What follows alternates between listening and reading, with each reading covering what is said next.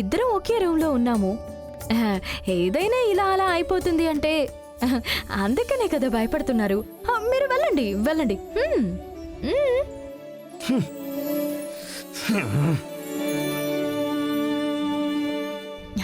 మీరు అబద్ధం చెప్పినా నాకు తెలుసు రవి సార్. ఇలాగే కొంచెం కొంచెంగా నేను మీ మనసులో స్థానం సంపాదిస్తాను.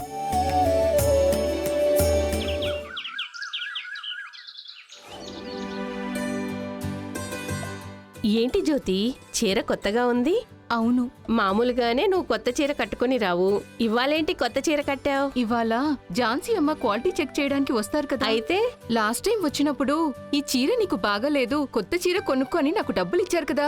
ఇప్పుడు కూడా నేను పాత చీర కడితే నన్ను మళ్ళీ డబ్బులు అడుగుతారు కదా, అందుకే. అంటే ఝాన్సీ అమ్మ కోసం ఈ కొత్త చీర అన్నమాట. ఆ ఎంత మనం కంపెనీ ఎంప్లాయీస్ అయినా మనం ఏం కావాలని అడిగినా చేస్తున్నారు కదా.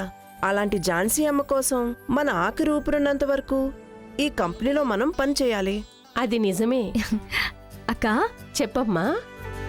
ఇదిగోండి, అందరూ తినండి. ఉమ్, ఏంటి నన్ను వదిలేసి మీలో మీరే మాట్లాడేసుకుంటున్నారు? శకుంతల కొడుక్కి సంబంధం చూస్తుందట, అదే మాట్లాడుకుంటున్నాం. అలాగా? ఏంటక్క నాతో మాట కూడా చెప్పలేదు? వాడు నాకే చెప్పలేదు బంగారి. లవ్ అన్నాడు, అమ్మాయి నచ్చింది అన్నాడు.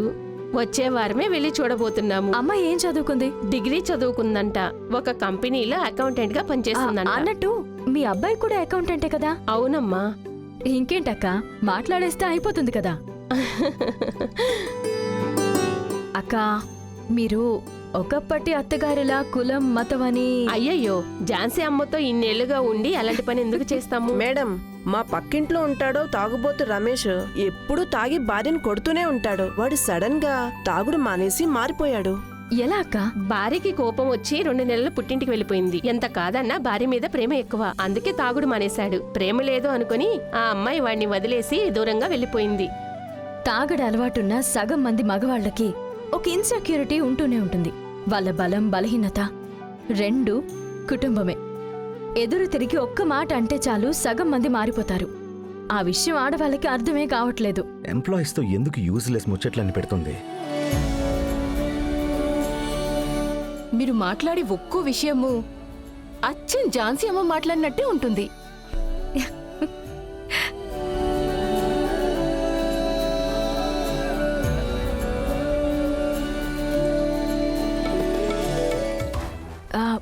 అనా మేడం, ఇలా రండి. వస్తున్నాను మేడం.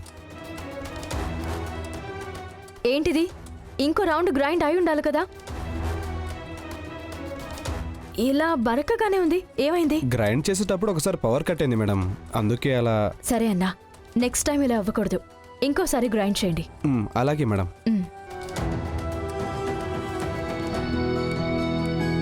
ఇది సరిపోతుంది. సూపర్. బంగారీ, ఝాన్సమ్మా, ఝాన్సీ అమ్మ చీర ఎలా ఉంది? చాలా చాలా బాగుంది. అవును జ్యోతి, మీ అత్తగారికి కాలు ఇబ్బంది అయింది అన్నవే, ఇప్పుడు బాగానే ఉందా? పర్వాలేదమ్మా. ఆ మొదట్లో నేను పనికొస్తుంటే మా అత్తగారు నన్ను విలన్లా చూసేది, ఇప్పుడు కన్న కూతురులా చూసుకుంటుంది. ఆడవాళ్ల చేతిలో డబ్బుంది అంటే అదే కుటుంబాన్ని ఎంతలా మారుస్తుందో మీ అత్తగారికి అర్థమై ఉంటుంది. అందుకే మారిపోయి ఉంటారు. కరెక్ట్ గా చెప్పారమ్మా. అన్నట్టు మీ అబ్బాయికి ఏదో సంబంధం చూస్తున్నావంట కదా, అదేమైంది? ఎప్పటి నుంచో చూస్తున్నామమ్మా, ఏ జాతకం సెట్ అవ్వడం లేదు. ఓ, మన ఫ్యాక్టరీలో కుమార్ వాళ్ళ అమ్మాయి కూడా సంబంధాలు చూస్తున్నావంటున్నారు. ఒకసారి వెళ్ళి మాట్లాడొచ్చు కదా. సరేనమ్మా.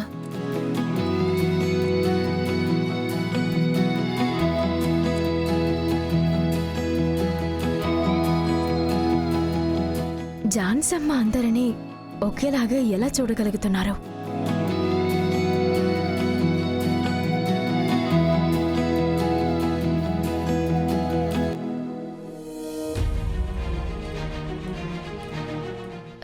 రవి సార్, ఝాన్సమ్మ ఈ ఫైల్ మిమ్మల్ని చూడమని చెప్పారు. ఫైలా? నాకెందుకు ఇస్తున్నావు? పని చేయకుండా కబుర్లు చెప్పుకుంటూ కూర్చోవాల్సింది కదా. దేని గురించి మాట్లాడుతున్నారు సార్? నాకేం అర్థం కాలేదు. ఇది కంపెనీ, కబుర్లు చెప్పుకోవడానికి మీ ఇల్లు కాదు. కొంచెమైనా ప్రొఫెషనల్ గా బిహేవ్ చేయి. నువ్వు అక్కడ వాళ్ళతో కబుర్లు చెప్పుకుంటూ ఉన్నావు. హలో సార్, మేము ఎన్ని కబుర్లు చెప్పుకున్నా పని కరెక్ట్గా జరిగింది కదా. పని జరిగింది అనుకుందాం. నువ్వు వాళ్ళతో అంత జోవియల్గా ఉంటున్నావు. నిన్ను బాస్ అని ఎలా అనుకుంటారు? నువ్వు చెప్పింది ఎలా సీరియస్గా తీసుకుంటారు? భయం అనేది కొంచెమైనా ఎంప్లాయీస్ మనసులో ఉండాలి. అది ఉంటేనే మర్యాద వస్తుంది. నువ్వు అసలు ఏం సీఈఓ నాకేం అర్థం కావట్లా. హలో కొంచెం ఆపుతారా? భయం ఉంటేనే మర్యాద వస్తుందని మీకెవరు చెప్పారు? మనసులో విశ్వాసం, ప్రేమ ఉంటే మర్యాద దానంతటా అదే వస్తుంది. ప్రేమ, విశ్వాసమా? ఇదేమైనా కంపెనీనా, మీ ఇల్లా? ఇది ఒక కంపెనీ అని జాన్సమ్మ ఎప్పుడూ చూసింది లేదు. ఆవిడికి సంబంధించినంత వరకు ఇది ఒక ఇల్లే. ఇక్కడ పనిచేసే ప్రతి ఒక్కరూ జాన్సమ్మ ఫ్యామిలీ మెంబర్స్. ఈ కంపెనీలో ఓనర్, వర్కర్ల మధ్య ఎలాంటి డిఫరెన్స్ ఉండదు. దానివల్ల వచ్చిన రిజల్ట్ ఇవాళ ఝాన్సీ ఫుడ్స్ నంబర్ 1 బ్రాండ్గా ఉంది. రవి సార్, ముందు మీరు ఒక విషయం తెలుసుకోండి.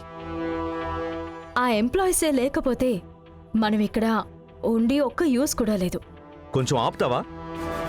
ముందు నువ్వు బిజినెస్ అంటే ఏంటో తెలుసుకో. బిజినెస్లో పని చేయించేవాడే యజమాని. ఊరికే పనిచేస్తూ చేతులు కట్టుకొని జీతాలు తీసుకునే వాళ్ళంతా యజమానులు అయిపోరు. ఏదో ఫార్చ్యూన్ 500లో ఉన్న కంపెనీస్ అన్నీ ఇదే ఫాలో అవుతున్నాయన్నట్టు చెప్తున్నావేంటి? ముందు పనిచేసే వాళ్ళకి వాళ్ళ బాస్ మీద భయం ఉండాలి. ఎప్పటికీ వాళ్ళను ఒక అడుగు దూరంగానే పెట్టి పెట్టాలి. అప్పుడే ఒక ఎంప్లాయీ తప్పు చేశాడు అంటే వాడిని పనిలో నుంచి తీసేయగలం. వాళ్ళ మీద సెంటిమెంట్ పెంచుకున్నామంటే అనవసరంగా పశ్చాత్తాపడాల్సి ఉంటుంది. అది ఇంకా పెద్ద ప్రాబ్లం. అది బిజినెస్కి ఏ రకంగానూ మంచిది కాదు. అలాగా? అయితే తప్పు చేసే వాళ్ళందరినీ ఈ కంపెనీ నుంచి తీసేయాలని అంతే కదా? సరే, మీరు నేను ఈ కంపెనీలో హయ్యర్ పోస్టింగ్లో ఉన్నాము. మనం ఇప్పటి వరకు తప్పు చేసిందే లేదా? మనల్ని కంపెనీ నుంచి తీసేసారా ఏంటి? సార్, మీరు చదివింది ఫారెన్ స్కూల్లో, నేను చదివింది జాన్సమ్మ స్కూల్లో. ఇక్కడంతా బాస్ మీద భయం ఉండదు. ప్రేమ, మర్యాద మాత్రమే ఉంటాయి. అది ఎప్పుడు మన మీద ఉండేటట్టుగా మనమే చూసుకోవాలి. ఇదంతా నీకు చెప్పినా కూడా అర్థం కాదు. ఒకరోజు పెద్దగా ఇరుక్కుంటావు, అప్పుడు నేను చెప్పింది నీకు అర్థమవుతుంది. మీ ఐడియాలజీ ప్రకారం మీరుండండి, నా ఐడియాలజీని నేను ఫాలో అవుతాను. ఎవరు ఇరుక్కుంటారని కాలం సమాధానం చెప్తుంది. బుల్షిట్. సార్, ఫైల్ మీరే చూస్తారా లేదా నన్ను తీసుకెళ్ళిపోమంటారా? మీరే చూడండిలే.